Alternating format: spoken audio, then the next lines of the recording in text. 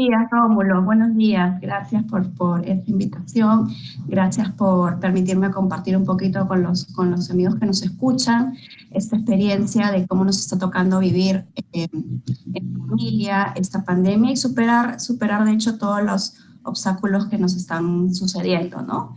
En esta entrevista tengo el agrado de presentar a una gran amiga y emprendedora, Sara Arca, gerente general de Blue Comunicadores, para que también nos cuente su experiencia. Y también tengo el agrado de presentar a Néstor Gemar, que también es una ayuda muy clave en el momento que estamos pasando, porque él está dedicado a todo lo que es salud, alimentación saludable y todas las recomendaciones que él genera a través de sus redes para que nosotros nos mantengamos bien en este momento a pesar de estar confinados. Bienvenidos, amigos. Hola. Dos temas claves, Sara. Muy bien, Néstor. Dos temas claves. Fíjate cómo estamos comunicando, ¿no? En medio de todas estas circunstancias. A veces uno lee los titulares de los periódicos o escucha la radio o ve la televisión y a veces los titulares nos ponen más estresados de lo de siempre, ¿no? Yo creo que, ¿cómo juega en este momento el rol de las comunicaciones desde tu punto de vista, tu experiencia en este proceso? Sí, exactamente. Todo el 2020 la palabra más común ha sido COVID, coronavirus, pandemia. No, creo que no se había visto en mucho tiempo que niños de 4 años digan el nombre de algún virus. Sin embargo, lo han estado diciendo constantemente, ¿no? La comunicación ha sido fundamental, no solamente para informarnos, lamentablemente, sino para también llenarnos de miedos. Entonces, ha llevado a muchas personas a caer en depresión, a los niños mismos a asustarse. Ahora que hemos estado en casa hemos descubierto muchas otras maneras de comunicar, no solamente por lo que normalmente estábamos acostumbrados, sino también a saber dirigir esa comunicación y hacer que sea positiva, porque en realidad la comunicación es tan potente que cala en el sentimiento y en las emociones.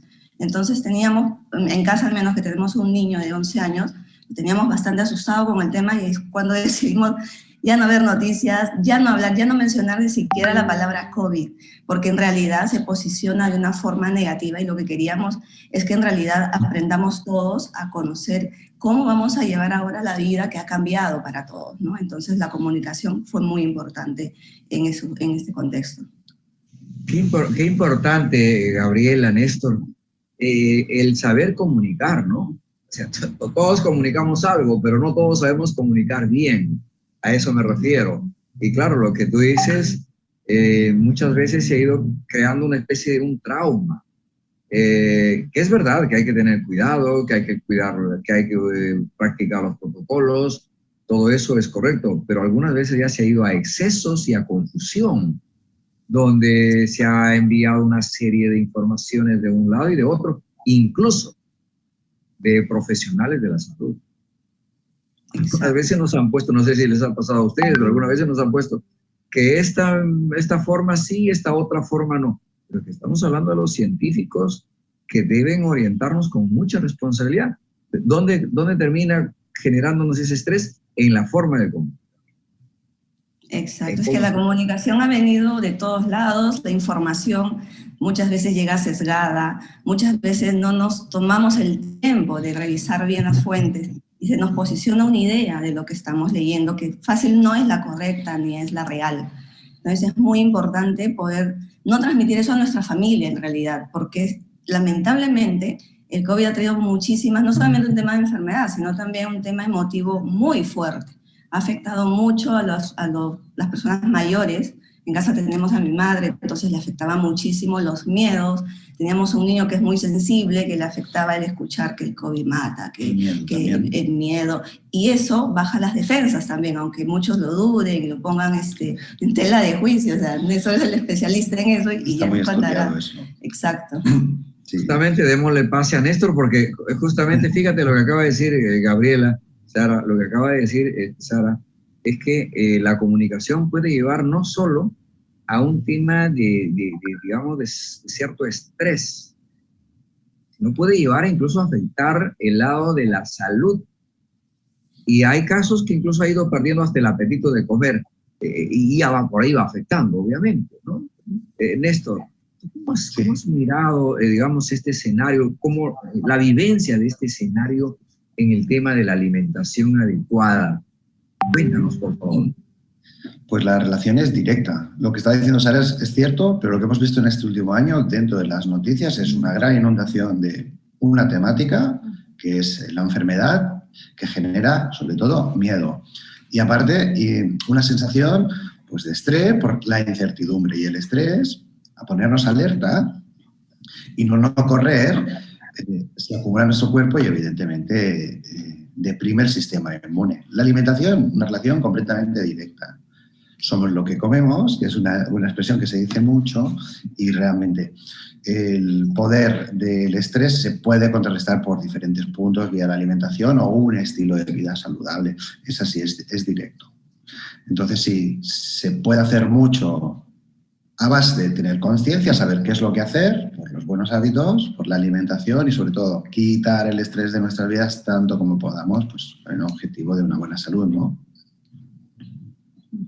Ahora, tú has dicho, Néstor, la alimentación saludable, y para muchos es, ¿qué cosa es alimentación saludable? ¿No? O sea, ¿a qué llamamos alimentación saludable? ¿A más frituras? ¿A más grasa o a más verdura? Que es el que ahí nos pone, digamos, en la interrogante. Así que... ¿Qué haces, Rómulo? Claro. A ver, cuéntanos. Muchas veces... en saludable, yo para saludable me gusta hablar de comida real, la comida que hemos hecho siempre hasta llegó la industria. Muchas veces comer saludable, más que aportar cosas nuevas, es quitar cosas que no nos van bien. ¿Qué no es saludable? Que quizás es más sencillo empezar así. Cosas que están ya cocinadas, cosas que están envasadas, las comidas procesadas, los refinados. O sea, podemos tener estos grandes bloques, ultraprocesados, refinados. Y en técnicas de cocción, como has dicho tú, las frituras no son para nada es lo mejor. Entonces, podríamos hablar mucho más largo. Saludable, comida real, comida que cuando yo lo veo, sé que es la comida. Voy a dar un ejemplo. Yo veo una manzana y sé que viene de un árbol, pero si veo, qué decir, algo que esté envasado, un nugget. El nugget no es una cosa que venga directo, no es un alimento real. Entonces, una primera criba de alimentación saludable o no saludable puede ser esta. Una alimentación real puede ser mucho más saludable que una alimentación no real, que sobre todo está lleno de aditivos y cosas que a mi cuerpo no le van a venir bien. Esto podría ser una primera diferenciación de lo que es una alimentación que me puede sentar bien o no. Exacto. Sí. A razón tienes, bueno, Néstor, Sara, Gabriela, por ejemplo, los Países Bajos ahora han incrementado su consumo de los alimentos con etiquetado orgánico. Y son muy exigentes ahora el tema de la trazabilidad. Y yo miraba en algún país cuando una palta Hass, en la misma vitrina, varias paltas Hass de varios países, algunas estaban 8 euros el kilo, algunas 5 euros, y algunas nuestras, en el caso peruano, veía 3,80 euros. Y entonces preguntaban, pero si todas estas paltas tienen la misma característica, son palta Hass. Y yo preguntaba, ¿y por qué? Y me decían, ¿tiene usted ahí en su celular? ¿Tiene QR? Sí. Entonces, lea la información, y se refería a la trazabilidad.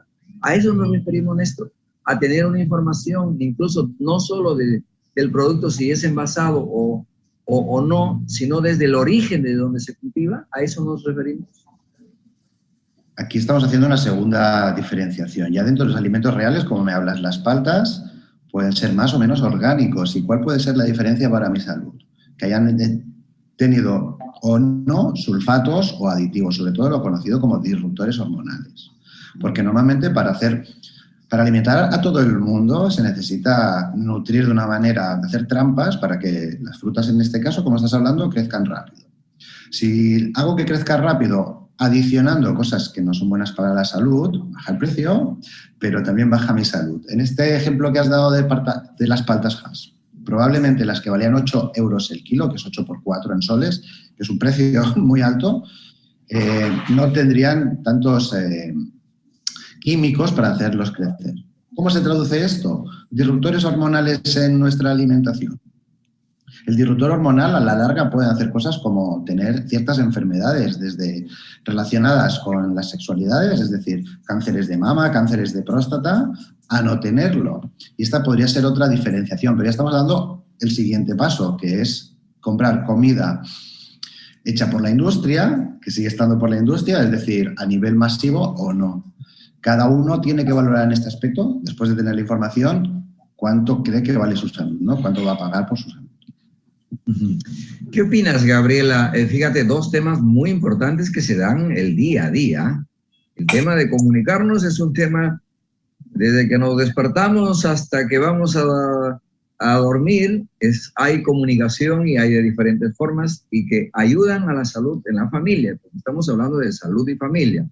Estamos hablando realmente de cómo contribuir a tener familias que superen el estrés, que superen, digamos, una serie de problemas en la salud, que no solo es el COVID, todo el mundo habla solo del COVID. El COVID-19 se ha puesto en la cabeza de todos y entonces pareciera que no hay otros problemas en la salud, ¿no? Entonces, y a eso se suma este tema de saber alimentarnos. Hay alguna gente que dice que en esta pandemia subió de peso y hay otros que bueno, pues se les ha generado otros problemas y que no tienen espacio para atenderse incluso en el centro de salud. ¿Cómo ves tú, cómo observas, Gabriela? Rómulo, escuchaba atentamente a Sara y a Néstor y primero, sí, el tema de la pandemia cambió mucho el tema de comunicación, así como tenemos que escoger qué comemos, porque tenemos que informarnos, qué es lo que nos hace bien para mantenernos saludables, también tenemos que escoger qué vemos y qué escuchamos, ¿no? Igual que Sara, en algún momento, o sea, mis hijos estaban asustados, que decidimos cortar todo el tema de noticias nacionales y comenzar más a juegos libres, ok, saben que hay un problema, pero tratar de que eso no influya en su vida diaria, porque sí, comenzaron a enfermarse, o sea, comenzaron a tener problemas gástricos, ¿no? Porque ellos también, los niños también generan una tensión interna. Entonces, por recomendación también del pediatra, nos dijo, ok, ellos saben que eso existe, ustedes den la información, pero filtrenla. O sea, no estemos tan enfocados en eso, ¿no? Y de hecho nos ha ido mejor, ellos están ya bastante bien, y saben que existe afuera, saben que vamos a tener que esperar la vacuna y un proceso antes de regresar a una nueva normalidad de más cercanía, ¿no? No tenemos contacto directo con la familia, no todo es por tema virtual, pero ya entendieron y entendimos que tenemos que adecuarnos para eso, ¿no? Y por el lado de la alimentación saludable que tenemos que llevar, de hecho, juegan en contra varias cosas, ¿no? En Perú estamos muy acostumbrados a los carbohidratos, ¿no? Y en un niño que corre a velocidad luz es bien fácil que ellos no se afecten, ¿no? O sea, y que tengan que comerlos, de hecho. Pero nosotros que por lo menos hacíamos movilidad más fluida, al movernos al centro de trabajo, por lo menos salir en algún momento del día, es diferente a cuando comenzamos a combinar trabajo y familia en un solo lugar y todo lo que comíamos nos sentábamos en la computadora y no nos movíamos del espacio que era nuestra casa, nuestro departamento, ¿no? Entonces, de hecho, tenemos que balancear un poco mejor, ¿no? Como dice Néstor, escoger un poco mejor, ¿no? Si estábamos acostumbrados a consumir, por ejemplo, frituras y 2 o 3 veces por semana, bajarlo a 1 vez por semana, aumentar más el tema de frutas, ¿no? Para que aguantes todo el día. Son nuevas formas en que tenemos que llevar la familia. De hecho, cambiamos el carbohidrato, todos lo amamos por naturaleza, por peruanos, 1000 variedades de papas, ¿no?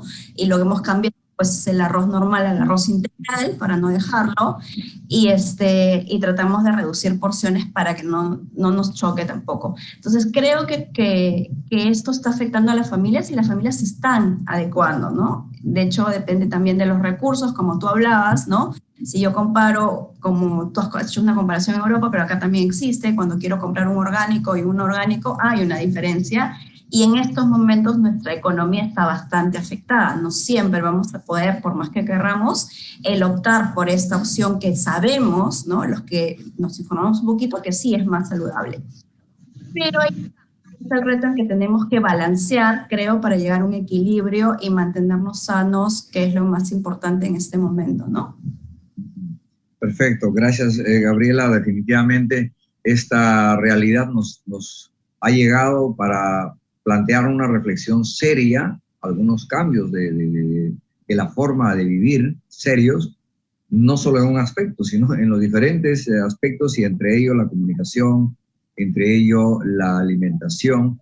Y para ir cerrando, Sara, pues hoy día la comunicación, estamos con abundantes mensajes, videos que a veces llenan la memoria del celular, de la laptop, de la computadora, porque nos llegan de tantos lados, digamos, de todo tipo, haciendo el uso gratuito, conocido como las redes sociales, ¿no? Hay muchas veces mensajes que no tienen nada que ver y te llenan de repente y terminas a veces hasta fastidiado por recibir informaciones que no van a recibir, pero lo recibes porque está libre. ¿Cuál es tu opinión en ese contexto? ¿Qué orientamos a los seguidores del programa?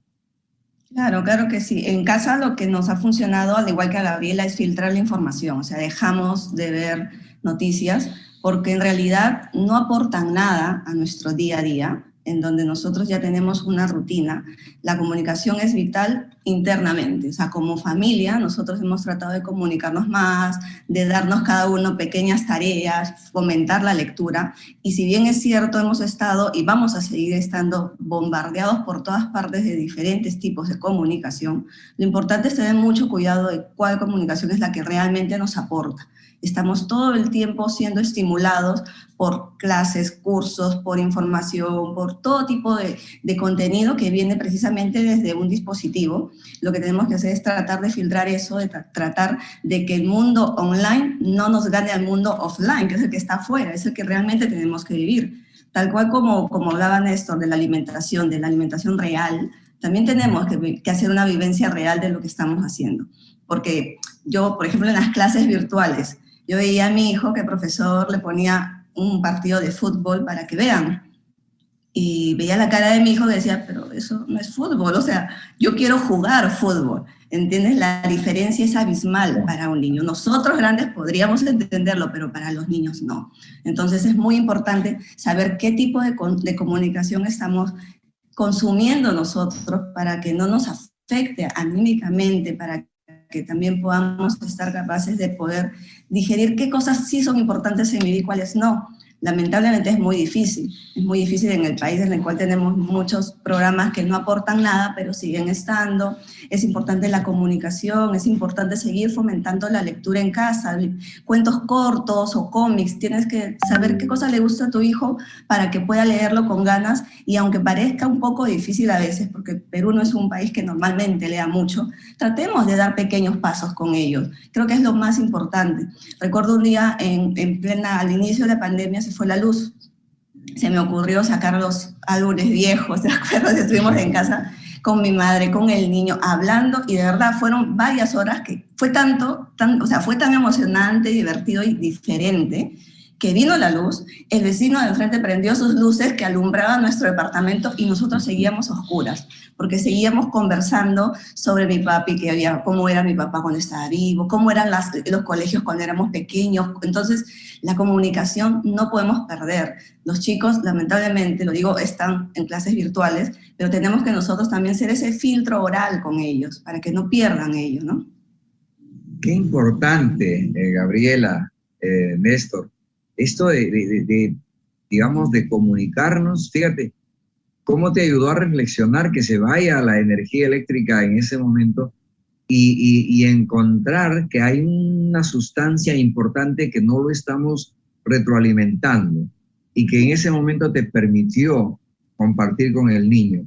Este es un tema que muchas veces, lo comentamos aquí en el programa, se ve en algunas familias ahora, 4 o 6 personas alrededor de la mesa y cada uno está con el celular y el chat, el WhatsApp, contestando, cada uno es un mundo aparte.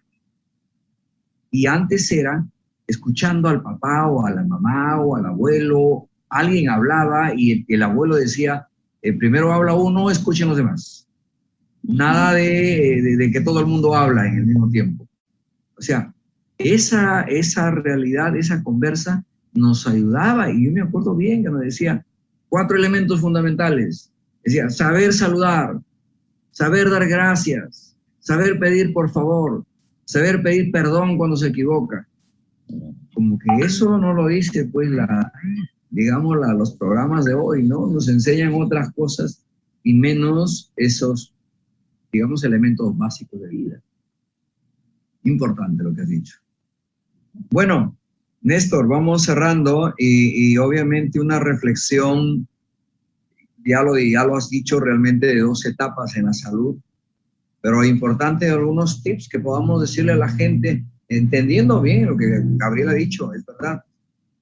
Si no tiene los recursos para ir a comprar un producto orgánico, pues ese es el otro lado, ¿no? Tenemos una población, en el caso peruano, de una situación de crisis económica que es agobiante. Yo recibo mensajes a diario de familias, de organizaciones, más de 15,000 comedores populares ahí en el Perú en este momento, y otro tanto de ollas comunes que nosotros quizás a veces no lo vemos, pero gente que está en poblaciones un poco, digamos, hacinados incluso, porque viven bajo una casa pequeña, viven muchas personas, se han quedado sin trabajo y no tienen forma. Entonces están recogiendo algunas donaciones de los mercados, algunos productos por allí, y preparan un menú a un sol, y en algunos casos no tienen ni el sol para dar. O sea, no es que esté haciendo un drama, es que es una verdad. Yo he entrevistado aquí a gente, dirigentes, y que me lo cuentan. Entonces, alimentarse en esas circunstancias, ciertamente no nada fácil, pero algo sí se puede hacer. Algunos tips que podrías compartirnos. Okay. Para todos, si es por la salud, porque es lo que nos ocupa en el día de hoy, evitemos alimentos que son inmunodepresores, es decir, evitemos tanto como podamos comidas precocinadas, comidas envasadas, azúcares, evitemos tanto como podamos refinados, prioricemos en un integral a un refinado, por ejemplo el arroz, que es la parte estrella de Perú, prioricemos tanto como podamos. Y luego añadamos, como he dicho en un principio, comida real. Algo muy importante que no tiene gasto económico es dejemos de ser sedentarios, movámonos, porque movimiento es salud y es algo que hemos dejado de hacer en los últimos 100, 150 años. Bebamos agua y bueno, y pues sobre todo positivismo dentro de nuestras posibilidades hacia adelante. La parte mental es súper importante en lo que nos ocupa y va a ser la que guíe nuestro timón. Importante este último punto, la salud mental. Gabriela, Sara, está creciendo la demanda del servicio de los profesionales en salud mental. Sí. No es que estemos tampoco exagerando, lo que pasa es que el mismo hecho de estas encerronas, de que se quedan un mes, se quedan 2 meses, se quedan 15 días, se quedan tantos días, que no salen, que sí salen, que en algún momento que decían, un día salen hombres, otro día salen mujeres para hacer compras. Y bueno, pues se ha hecho una serie de ensayos, en realidad, y de alguna forma eso ha ido generando una serie de patologías en las vidas, en las familias, pero bueno, nosotros somos del lado positivo. Nosotros somos del lado de las personas que hay que escuchar justamente estos tips, estos consejos, hay que filtrar